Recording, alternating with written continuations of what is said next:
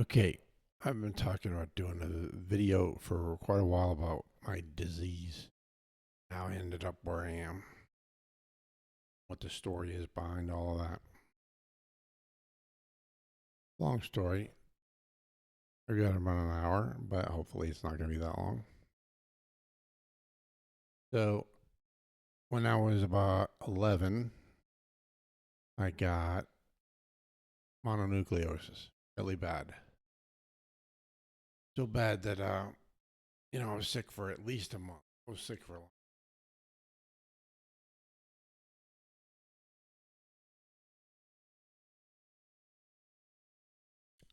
I now know that mononucleosis is it's like if you are susceptible to something and you get something, that'll increase your odds of getting the whatever. Well, mononucleosis does that for MS. So when I got mono really bad when I was 11, that kicked off the multiple sclerosis. The trying to set my filter. All right, that's a little better. Uh, so throughout my teens, my early teens, I kind of all of a sudden I felt different, and I know now that that was kind of like some beginning symptoms of MS. But, I studied martial arts for 7 years. I was extremely flexible and all this. I kind of overcame it in a lot of ways. It was affecting certain muscle groups. I couldn't figure out why. There were certain muscle groups I didn't seem to be able to improve on. Well, now I know. And that kind of happened throughout my life. As far as just feeling weird, like just tingling in my hands, things like that. I never went blind in one eye, which evidently is the number one telltale sign of multiple sclerosis. What doctors use for the initial, that's how they know right off the bat that you have it. And then when I was in the army back in, well, I was stationed in South Korea in early 90s. All of a sudden, I felt weird. I started sleeping different. I don't know, sleeping a lot, turning the temperatures way up, and all kinds of weird stuff. And then I was like walking, and I'd see people across the street from me, and I just wanted to kick their butt. And I could do it because I studied martial arts for so long. So I put myself in. At the time, I was getting ready to put in my warrant officer packet and go to warrant officer candidate school and make a career out of the army when this happened. And then that happened. I said, "Well, I can't stay in because something really bad is about to happen." I didn't want to hurt anybody, but I knew something was going to happen. So I put myself into psych up in Seoul, Korea, South Korea. That's where it was at the time. Now I guess it's down at Camp Humphreys. So I put myself in there. I went through five different doctors. Finally, the last doctor was the chief of psychiatry for all of South Korea. And he told me that I just couldn't work for somebody else, that I had a problem with the authority, even though I re-enlisted in the military and everything. So I didn't understand that. I don't think he thought that I re-enlisted because of my rank got held back because of the first Gulf War. They put a freeze on things. Anyway, that's a whole different story.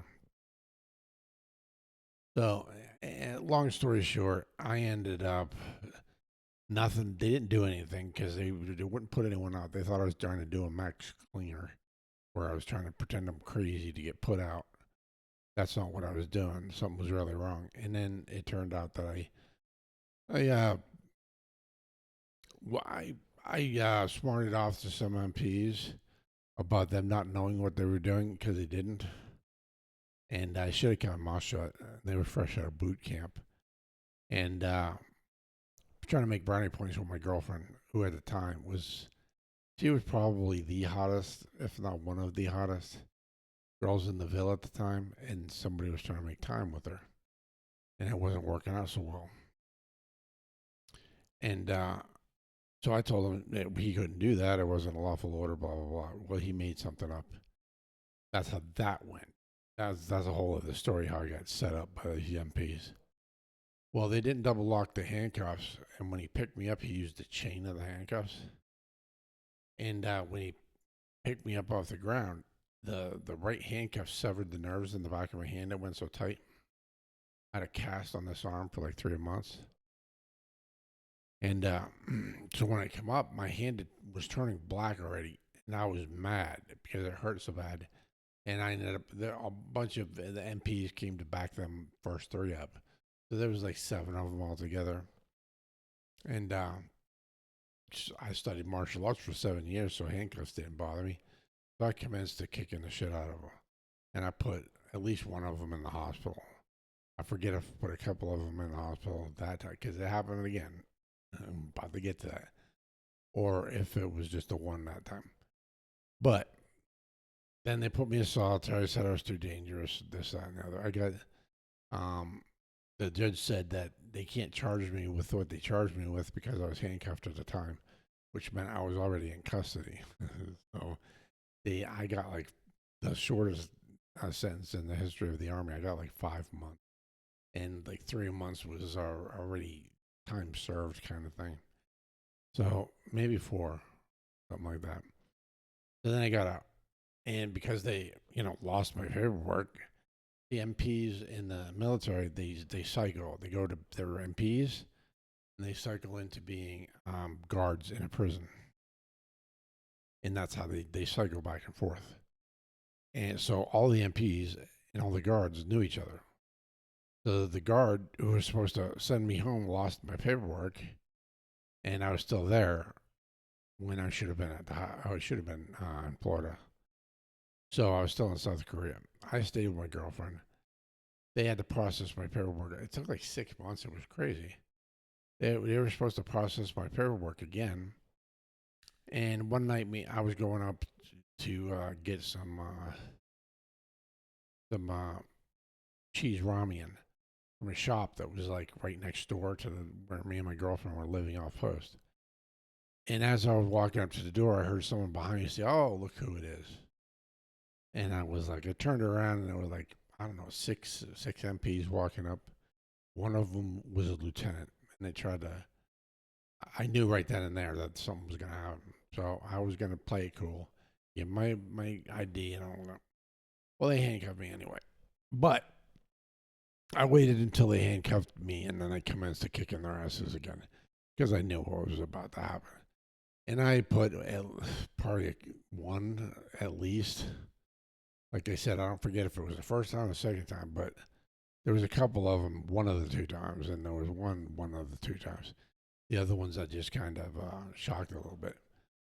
And so they said again, they sent me straight to Fort Lewis, Washington, as soon as I was court-martialed. And I put me in solitary because I was too dangerous for general population. Then now that the reason I went into all of that is because a lot of things happened that pretty much destroyed my career in the military. And part of it when that chief of psychiatry, um, diagnosed me the last time. He found out that my temporal lobe on my left side, right in here, had been burned out, and that's part of what helps you when you do impulse buying there at the cash register, you have all the gum and everything. The impulses is what your temporal lobe helps you resist. Well, my impulse to kick the shit out of people was burnout. So, and even now, like if somebody catches me by surprise, my knee jerk reaction is my adrenaline goes through the roof and I start yelling at them because of my temporal lobe being messed up. And it's gotten a little better. Believe it or not, it's gotten a little better because I used to just commence to kicking the shit out of people just for the hell of it, just because I got upset with them. And that's not what you do. You usually you hold your temper, that kind of thing. Well, I couldn't. It was impossible for me to do back then. It's almost impossible for me to do now. Not as far as kicking their ass, but as far as losing my temper. Um, so that was the first first time that I know that I was misdiagnosed, because that was actually an MS episode. That was the first major multiple sclerosis episode that I had. Couldn't tell you what the heck it affected other than my brain. My brain is riddled with scars. So is my C spine, my T spine, my all the way from top of my head to my tailbone is just riddled with MS scars. It's the worst that most doctors have seen because I have relapsing. I don't have progressive. Well, at least I didn't. Who knows now? So then the second time I was misdiagnosed was when I was I after I got out of the military. I was in Florida, and I was trying to find a job and that kind of thing. Or did I find a job at this point? But anyway, I was out drinking with my sister, and all of a sudden I got a migraine like crazy. Bothered me, everything. That was another MS um, episode. Then a couple of years later, I had vertigo, and my blood pressure went through the roof, and I couldn't write my name. It was another MS episode. I contacted a doctor because I was starting to get Lamitte sign, which is when you put your head down and you feel like electricity jolts go through your legs and your arms. And he said, "Well, how old are you?" I told him I was in my late 30s at the time. And he said, "Well, you're too old. You'd probably be just about dead by now if you had MS." See, back then, people didn't know as much about MS as they do now. And back then, if a man got MS, he almost always had progressive, which means he had 10 years or less to live. So based on when I said I first had it, I was almost at 10 years already. So he said, "Did you ever hurt your neck, like in high school or something?" And well, when I was in high school, I was wrestling, and I was the only guy that could take this one guy. He was a big dude, and when Coach blew the whistle, I relaxed. He didn't, and I've fractured C1, 2, and 3. My neck was in one of those, not a halo, but it was in a neck brace for like 3 months. And I came that close to being either dead or in a halo. And he said, "Well, that's what it is. It's starting to calcify. And when you tip your head down, the calcium in the fractures are starting to hit your spine, and that's causing you to have a Lamitte sign." I thought, "Oh, okay." Well, it wasn't. It was actually an MS thing. It was an MS attack. So that was the third time I was misdiagnosed. The fourth time, I didn't get it. Well, the third time, I was in the emergency room and with the vertigo and the high blood pressure and all that. And while I was in there, it took him so long to get around to me that it subsided. My blood pressure came down and all that. So he was like, well, he started yelling. It was one of those emergency rooms that's like in a big circle. All the rooms are on the sides, and there's like a open floor in the middle. Well, he was standing in the middle of the floor yelling at me. They get the fuck out of my emergency room. You're taking up a bed that somebody who had a bad car accident could be in, that kind of thing. Like, I couldn't believe he was talking to me like that. All right, whatever. Well, I never went to the doctors again. That was in like 98 or 99. I thought, well, I'm being a hypochondriac or something. So I didn't go to the doctors again until I was diagnosed with MS and crippled. And that happened in November of 2017. That's how long it had been. Been almost 20 years. Oh, no, I'm sorry. In 2009, I had pneumonia. I had to go to and I also had stitches. And I had to go to the hospital and have that done. But other than that, uh, I haven't gone for any other kind of thing. So I've had MS attacks here and there. Mostly they're just like the numbness increasing in my hands. Now I can't write my name at all. I used to draw really good. I used to do a lot of CGI and that kind of thing. I can't do a lot of things. I was an IT professional 30 years, 30 plus. Before that, I was in military intelligence. I mean, I did a lot of stuff that I can't do anymore. And so I finally got to, and when they told me that within 10 minutes now, I'm pretty sure you have MS. I'm like, no, that can't be. It's 20 years ago. I tried to ask a doctor and he said no. Well, he was wrong. So at the time, in that meantime, this is how I ended up in my circumstance. That was my disease, misdiagnosis, misdiagnosis. Otherwise, I would have been on the proper medication, and I would not be in a wheelchair right now. I'd still be able to walk with a cane at a minimum because it would have been under control, and it wasn't for years or decades. So now the reason I'm in the circumstances I'm in, which is associated, is because I've gotten back together with my ex, and we were back together for like 10 years. Well, that's the longest I've gone without yawning in a video. Um, so in 20, I guess it was 2015, I decided I couldn't get a job doing what I used to do, which was CTO. I was a chief technology officer, internet company, chief head networking engineer, that kind of thing. I mean, I had Verizon wanted me to take it to head up the IP side of their company back in the 90s before anyone knew who they were. Level 3 wanted me to run their knock out of Colorado, that kind of thing. I mean, I was interviewed for National Magazine, a lot of stuff like that happened with me. I could, so I was very well known as a network engineer, but I could only go to the Silicon Valley at the time. This was years ago. I could only go to the Silicon Valley to get a job because there's only one person in the company that did. I interviewed at Edward Jones and I was overqualified. I interviewed at Scientific Atlantic and I was overqualified for the job I was interviewing for, but I was qualified for a job that was above that. And then until somebody else found out that I was being offered that job, and he got mad about it, and it was the whole thing. So my only option was to go to Silicon Valley, and I didn't want to go there because I wanted to stay and get to know my granddaughter, hopefully, because me and my ex had broke up. So we hadn't broke up at this point. At this point, I decided to go ahead and try to recreate myself by going to straight labor and starting all over again that way and stay away from technology field like I had before. I used to like write programs and all kinds of stuff.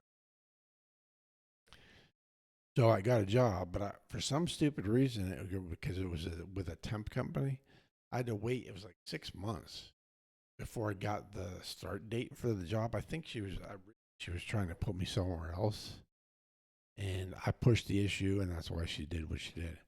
I pushed the issue because we broke up, me and my ex. Well, I didn't say anything to my ex about getting a job. Then before that, I had my own company. Left that part out. I had my own company for like, I don't know, 6 or 8 years while we were together. And then towards the end, when I started to break even and I was going to expand, I was covering 500 square miles at the time. Before I broke even, all of a sudden I started losing customers like crazy. And I was the best internet provider for 500 square miles. Well, it comes to find out her ex, the guy she was married to after me, well, between the first and the second time we were together, the guy that she remarried or married after me, uh, he found out about my company and destroyed it. And he had political ties and all kinds of stuff. So he made it happen. By the time I realized what was going on, I already lost that like half my customers. I was literally one customer away from breaking even. All my bills were paid, and I could start paying myself. There's the key.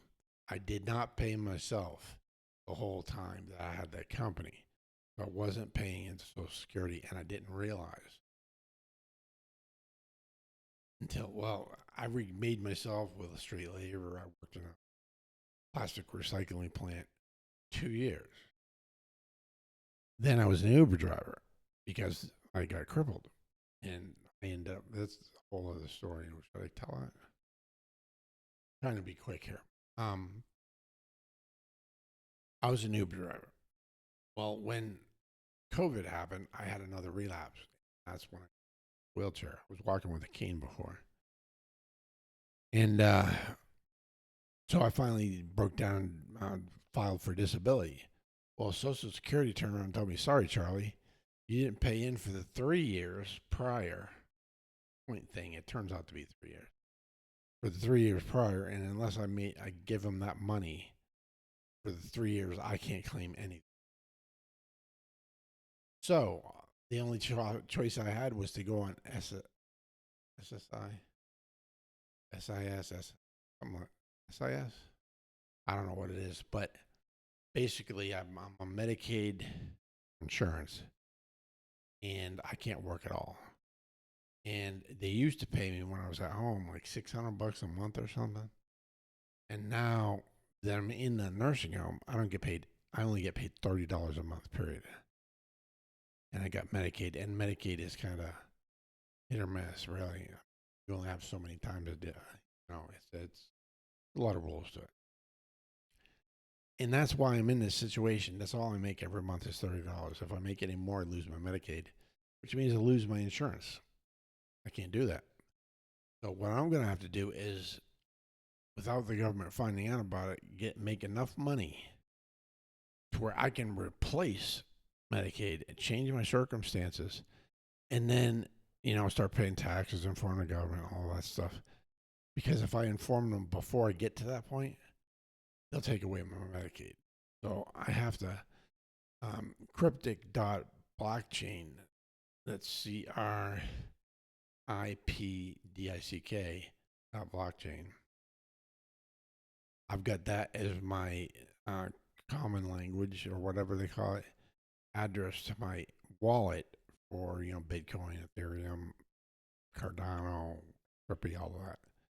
So if you can, only if you can, you're going to send money to somebody for nothing on YouTube, send them to me so I can change my circumstances. Get the heck out of here and start doing, traveling around the country and doing more stuff, and not just be stuck here. So I think that's about it as far as my disease goes. Check back here, like, comment, subscribe. I'm doing editorials on different things like politics, things I've done. Like I was a photographer. I managed models. Obviously television, politics, all of that stuff. In addition, I'm going to do a very in-depth look at this nursing home. This is one of the worst ones in the state. I can't get into another one because most of them don't accept people under 65. I'm under 65. So I'm doing an in-depth videos, vlogs, whatever, on this place, editorial, because there's so much wrong with it for now. Hopefully it'll get better, and I'm going to live here unless somebody sends me some crypto or something, I'm going to live in here for another 10 to 20 years. Anyway, so like, comment, subscribe, and check out some of my other op-eds and things like that. And I'll talk to you later. Thanks a lot.